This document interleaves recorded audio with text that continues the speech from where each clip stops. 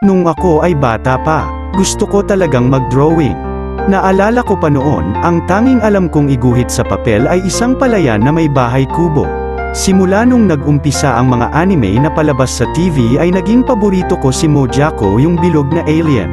Lagi ko talaga yang inaabangan panoorin sa hapon. At si Mojako talaga ang una kong ginuguhit na paulit-ulit dahil sa tingin kong madali lang iguhit. Ginawan ko nga siya ng comic at binabasa naman ng mga kaklase ko dati.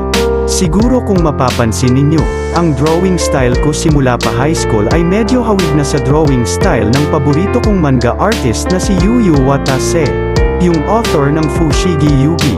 Isa rin sa mga paborito kong anime ang Fushigi Yugi. Kung mapadaan man ang mga video ko sa inyong newsfeed at FYP, paki-like naman po bilang suporta sa mga gawa ko. Salamat sa panunood. See you next time.